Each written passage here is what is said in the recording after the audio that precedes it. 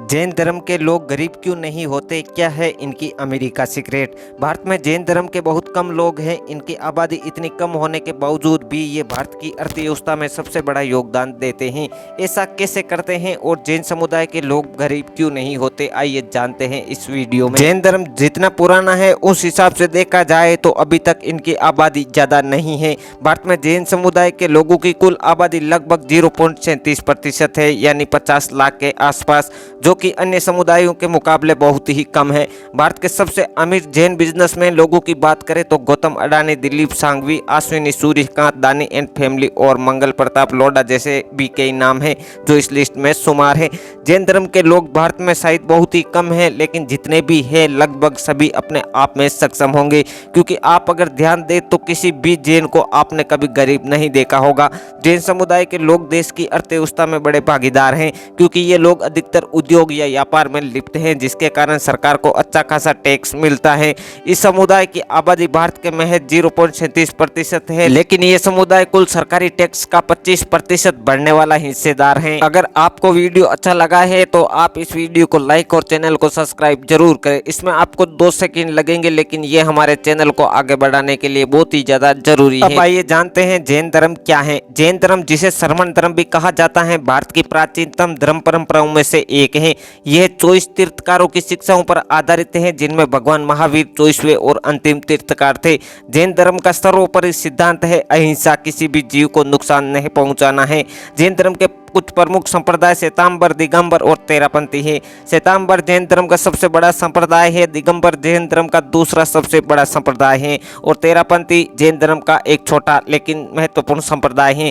इस धर्म के अनुयायियों ने शिक्षा, चिकित्सा, सामाजिक सेवा और पर्यावरण संरक्षण में महत्वपूर्ण योगदान दिया है। अब आइए जानते हैं कि जैन धर्म के लोग गरीब क्यों नहीं होते। इस समुदाय के लोग एक बड़े करदाता तो है ही साथ सामाजिक कार्यों और दान देने में भी अन्य समुदायों को मुकाबले काफी आगे रहते हैं। ये लोग अपनी कमाई में से एक निर्धारित हिस्सा दान कर देते हैं।